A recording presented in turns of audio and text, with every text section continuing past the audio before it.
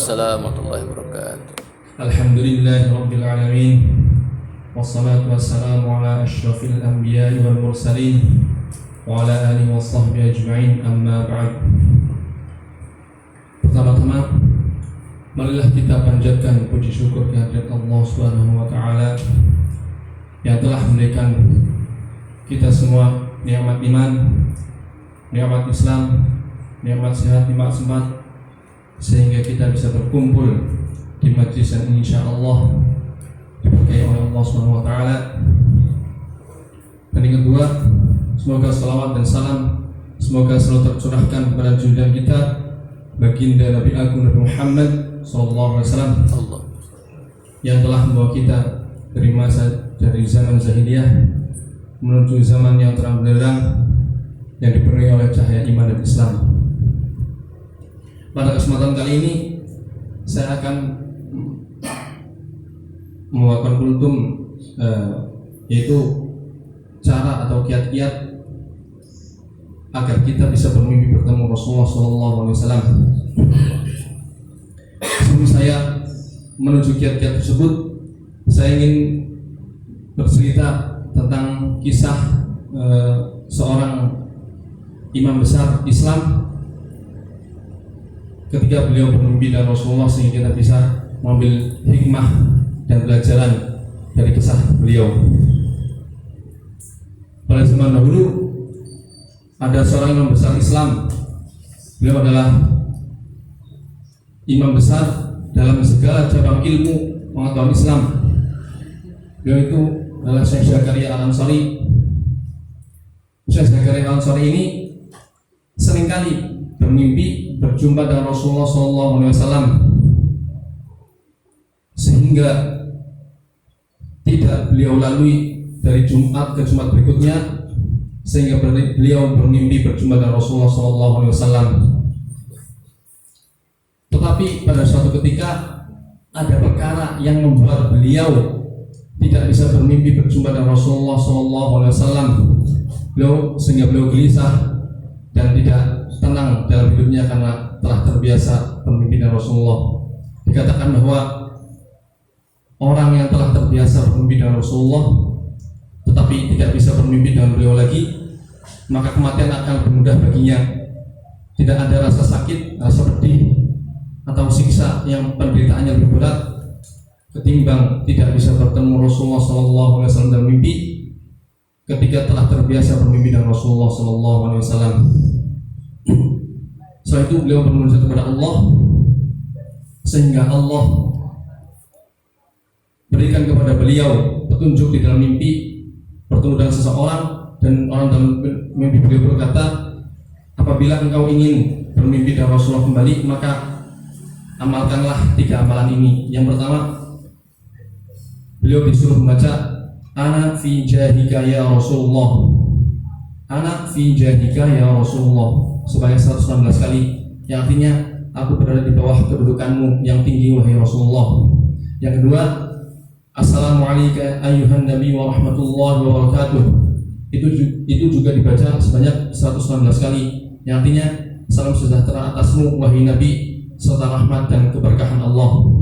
Yang ketiga, assalatu wassalamu ala sayyidi ya Rasulullah dhaqat hilati adrikni, itu juga dibaca sebanyak 119 kali, yang artinya salat dan salam atasmu wahai pemimpinku Rasulullah, tolonglah solusiku semakin menyempit. Dan beliau akhirnya mengamalkan amalan-amalan yang disampaikan oleh orang ini dalam mimpi beliau, sehingga beliau bisa bermimpi bertemu dengan Rasulullah kembali. Dan ketika beliau bisa bermimpi dengan Rasulullah kembali, maka beliau berkata kepada Rasulullah, ya Rasulullah, apakah yang menghalangiku dari bermimpi denganmu?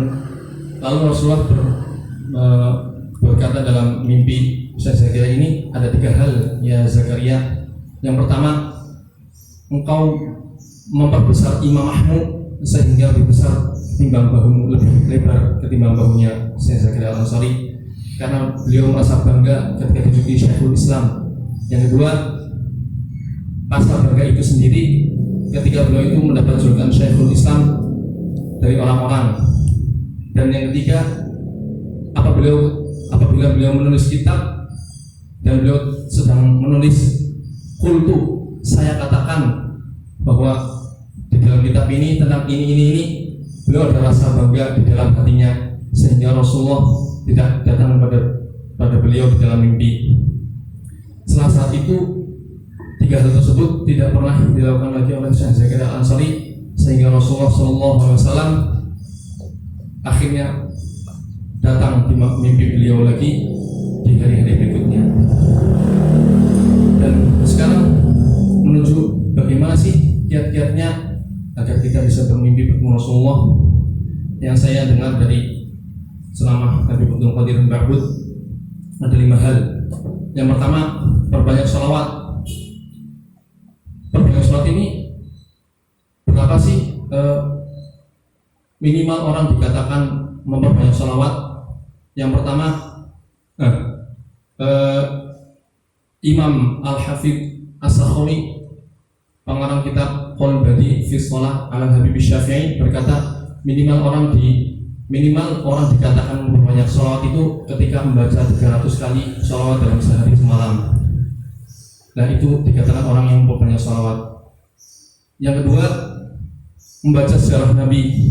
Kita bisa membaca sejarah Nabi dari kitab-kitab maulid, kitab-kitab sirah. Karena orang yang tak mengenal maka tak sayang. Sayang aja nggak bisa, apalagi mencintai. Gitu. Jadi kita harus memperbanyak membaca sejarah Rasulullah SAW dan kitab-kitab maulid itu. Yang ketiga, mengagungkan sunnah Nabi. Jangan hanya melakukan sunnah tanpa penghayatan bahwa aku melakukan ini agar Rasulullah cinta kepadaku, agar Rasulullah datang ke dalam mimpiku. Yang keempat, berkasih sayang kepada umat Rasulullah SAW. Kita membantu tetangga, membantu fakir miskin, membantu saudara-saudara yang kesusahan.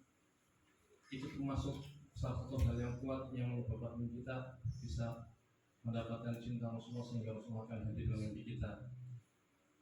Pada masa Rasulullah SAW hidup, ada seorang Yahudi yang meninggal dan Rasulullah mendengar kabar tersebut, lalu beliau menangis.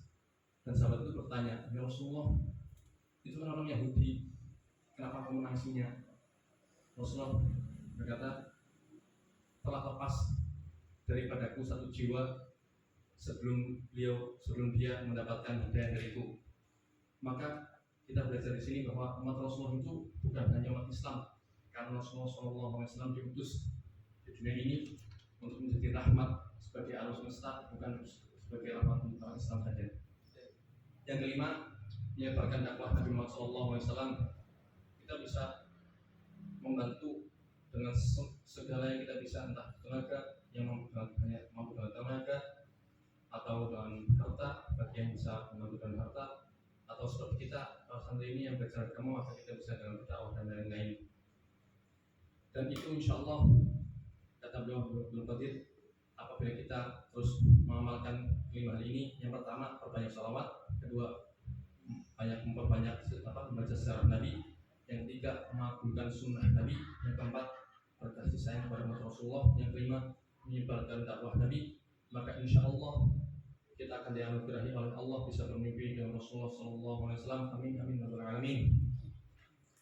Mungkin cukup sekian yang dapat saya sampaikan. Apabila ada kesalahan dalam berkata, itu tidak lain dan tidak bukan berasal dari saya, dan apabila ada kebaikan dari perkataan yang saya katakan, itu berasal dari Allah Subhanahu wa taala. Cukup sekian. Allahumma fiqh ila qawmin thariq. Assalamualaikum warahmatullahi wabarakatuh. Waalaikumsalam warahmatullahi wabarakatuh.